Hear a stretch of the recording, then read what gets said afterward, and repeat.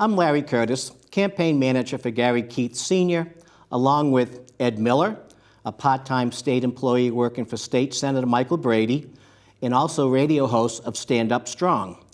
Carl Pride, media center director of Brockton Cable Access, and Susanna Sudborough, a reporter with the Enterprise.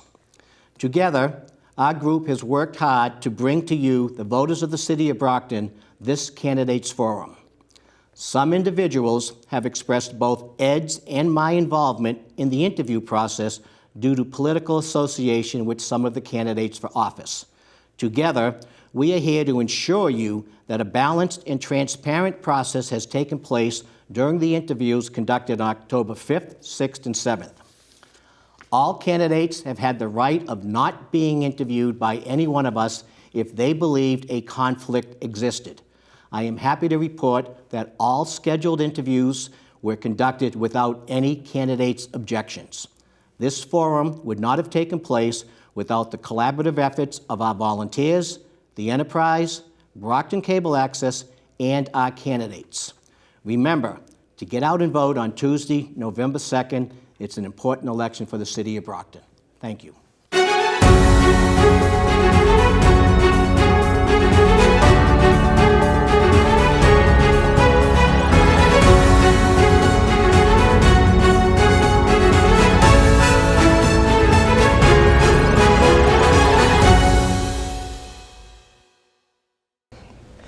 Hello, and welcome to Candidates Forum 2021.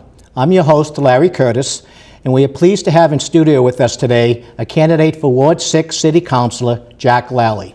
Jack, you are actually the incumbent.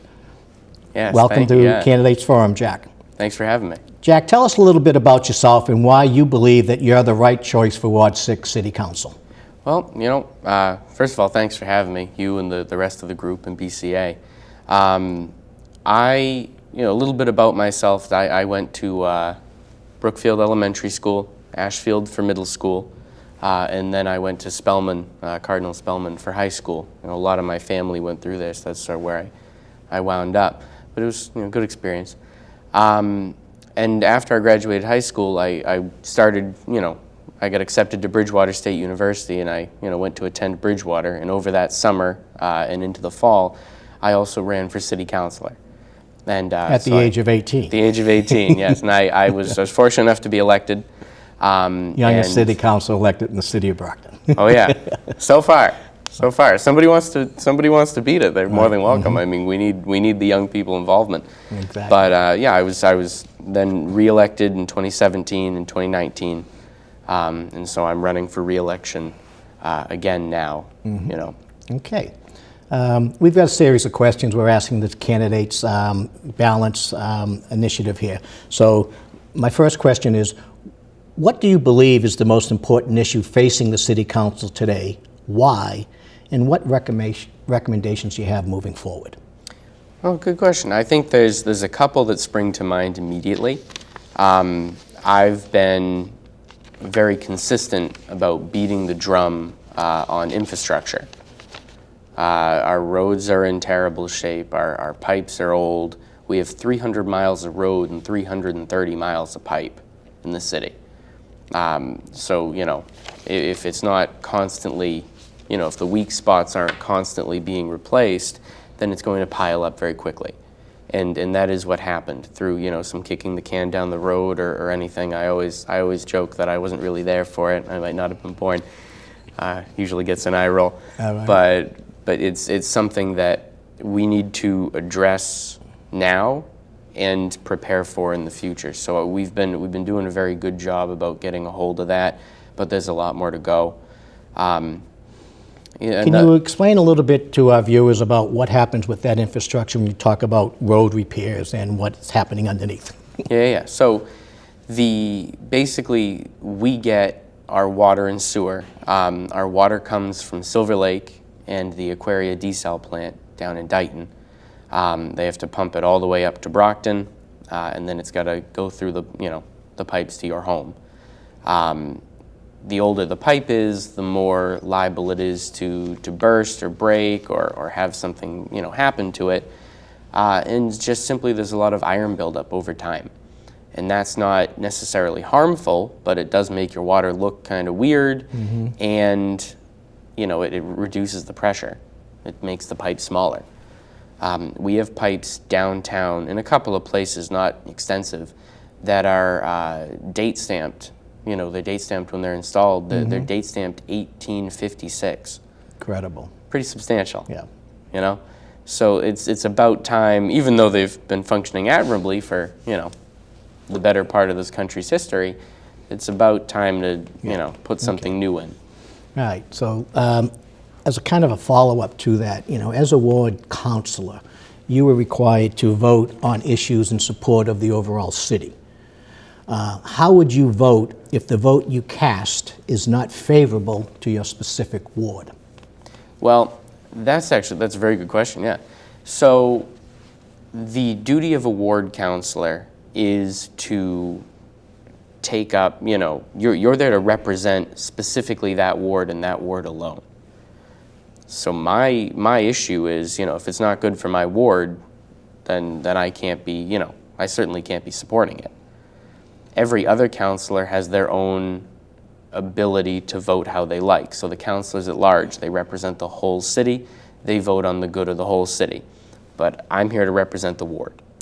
Okay. So I need to stick to the ward when things like that happen. So priorities of the ward are your priorities as a councillor when it comes to voting in issues that are going to affect the entire city overall. Yes, I'm the only city councillor who represents Ward 6 and only Ward 6. Okay. We have other councillors, but they represent the whole city. We have a Right. mayor, but he represents the whole city. Right. So my only primary concern really, is the ward. And if it's good for the city and it's not going to disadvantage the ward, that's a different issue. Right. But you'd have to rely on getting the necessary votes from somewhere else. Sure. Majority votes, basically. 11 councillors, 6 out of 11 for the majority. Okay. All right. Currently, the city council is elected every 2 years. Does the city need to consider changing the election cycle to every 4 years? And would you support the changing of these positions from part-time to full-time positions? I would like to see a discussion, an actual plan or something put forward when it comes to terms for mayor. I think the mayor, a 2-year term, you're not going to be able to get a lot of stuff done. It's a lot of work. It's a tough job. I think a 4-year term for mayor would be worthwhile. Okay, but let's stick with the city council. Right, okay? right. Well, that's Right, 'cause I'm the mayor's prefacing. going to get Yeah. the same question. I'm prefacing. Right. So basically, I don't. My whole philosophy is it's a lot of work running every other year, but if it's good enough for Congress, it's good enough for me.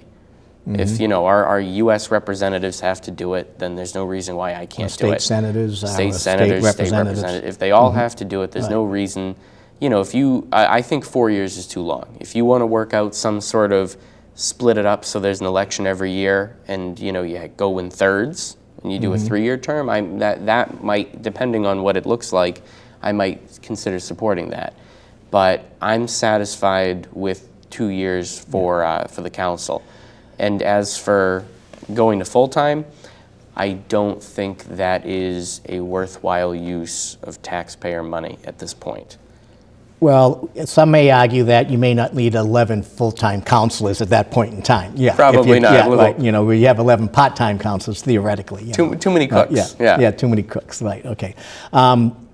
It's interesting that you mentioned kind of an off-year type of rotation cycle, because one of the thoughts that I hear around the city right now is that the learning curve, whether you're mayor or, in this case, city councilor, an award councilor at this discussion, obviously takes time. So, you go back 6 years ago when you were first elected, you had a learning curve to come in, and literally 12 months later, you're fighting for re-election. Yeah. So where's your focus in relationship to the learning curve versus the need to get re-elected? Right. I think that's the benefit of the role being part-time, is that you can commit that whole amount of time, that whole part-time, amount of time or effort you got to put in to that job without interfering in learning things outside or campaigning. You know, the campaigning does not take precedent. You were elected to serve a term, you serve the term. So if you've got to do the job, you got to do the job while you're there. And if that means that you have to, you know, take a day off of knocking doors or whatever you have to do, it's what you have to do. Okay. Otherwise, why would I elect you to another term if I know you're not going to show up? So that's the thing. So I think there definitely is a learning curve, but I think that you need to go in there with, you know, you have to be ready for it. If you go in there and say, I won, look at me, then you're not going to, nothing's going to get in. You're not going to, the learning curve is going to be a lot tougher because you're not going to absorb anything. Okay, all right. A lot of discussion has been happening throughout the city, and it's been an ongoing discussion for several administrations, so I don't want to, you know, pigeonhole any one individual administration. But, you know, small business owners have expressed their frustration over the process of getting their projects approved in a timely fashion. Primarily, concerns tend to deal with the length of time it takes to get approvals from the different boards and different city departments, which has resulted in these businesses potentially taking their businesses to other towns. What does the city need to do to change this process? I think the city has, you know, a good ways to go. I know that every candidate, incumbent or not, they all say, you know, we need to grow the businesses, and that's what I'm going to do. And then they don't really add anything onto that, you know, depending on who it is. Well, I mean, no one individual is going to bring in business. You can't just make a bakery appear. Right. That'll be nice. What you have to do is you have to work with them as closely as you can. And I've got, you know, a couple of new businesses that have just come into the ward. There's an exciting new restaurant, family restaurant, that's opening up in the village. And we have an exotic and classic car storage facility on North Montello Street, state-of-the-art, custom-built security for it, everything. And when they call, same as any other constituent, I answer the phone, I talk with them, I help them solve any issue they might have. You know, the restaurant had some problems with the gas company. The gas company didn't want to come in and do some work because the street out front was getting paved, Ames Street. Oh, okay, yep. So I spoke with the DPW, and the DPW talked to the gas company and said, look, just, you know, we can give you our schedule for when this road is being paved, so you know you have time to go in there and do the work needed. So as a ward councillor, it's not only the residents and homeowners and voters that you're following up with, and when they reach out to you for whatever their concerns may be, but it's also the business community at the same time. Absolutely, okay. It's you have to. You know, my philosophy is answer the phone. If somebody calls you and they need help, answer the phone. I get a call from, you know, you get a call from a different ward. I once had a guy call me from Middleborough, and he said, I live near Brockton. And I was like, what? Where do you live? And he told me Middleborough, but I still answered his question before I said, all right, you know, you might want to call, you know, somebody in Middleborough. If they call you, you know, what's it going to hurt you to help them out? Right. Mm-hmm. As long as it's not disadvantaging, you know, somebody that you're sworn to represent, then what's you know, what's the harm in helping somebody? Okay. So you need to help the businesses. You need to understand what they need, and you need to change just sort of how we approach it, because we do say we want businesses, and then a business will come in and we'll say, well, not that one. You know, NIMBY syndrome, maybe? A little bit of that, and there's, you know, it pays to have a little bit of that. You know, you gotta respect, you know, yourself and your city, but at the other point, you can't turn everything into a political football. You know, a development is not necessarily good, it's not necessarily bad, but it is, if worked the right way, something that you can, you know, knock over to score some political points, you know, and that's what we have to avoid. So the message kind of is that as a ward councillor, you're taking in all the different issues associated with the potential new business opportunity within the ward. Yeah. And trying to balance that with the homeowners, like myself in Ward 6, I am a Ward 6 resident, and the opportunity of that new business and what it may mean to the overall health of the city, let alone that investor who's trying, like you said, a restaurant in the old Lit down the village. Yeah, they're gonna really spruce it up. Yeah. They get a facade improvement grant from the city. Perfect. So it's gonna be it's gonna look like a whole new building, and that's, I think, really gonna help separate itself from the Lit's reputation. All right. So this is on the lighter end of things on this next question, but 3 years ago, the city entered into a trash agreement that resulted in smaller trash containers. This decision resulted in homeowners having to purchase city-approved trash bags for the overflow. These bags have seen a 25% increase in cost after 2 years of service. Consumer trash bags can be purchased for upwards of 300% less cost at, Market Basket or any of the stores out there. Why is the city required to use specific Brockton bags and not more affordable trash bags? All right, I know who wrote that question. Okay, so Wasn't me, Jack. I know. So I will give you the whole thing. So the city of Brockton, in the way its budget operates, is there's a whole bunch of different things going a whole bunch of different directions. But a major parts of our budget are obviously the taxes you pay. Correct. The aid we get and the money we get from the federal and state government. And another part of the budget, separate, independent, are our enterprise funds. Enterprise funds, I believe we have 11, are self-sustaining budgets. The biggest ones are the water department, the sewer department, the refuse department, which is what we're talking about here. Refuse is trash, and, right. and cemeteries, Yeah. and stuff like that.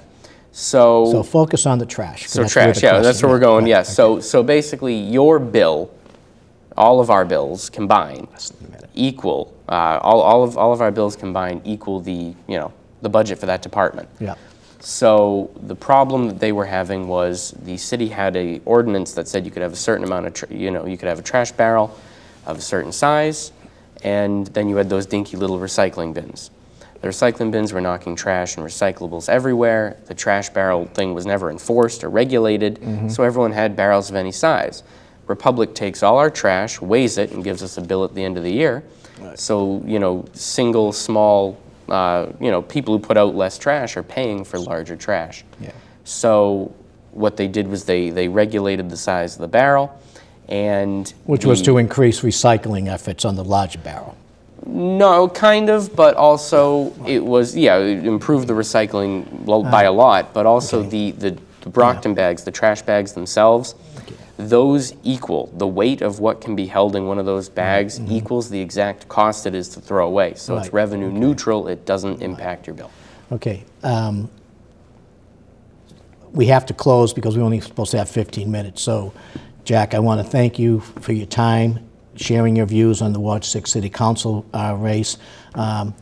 Don't forget to vote on the general election on Tuesday, November 2nd, and please get out and vote. Make your voice heard and recognized. Thank you.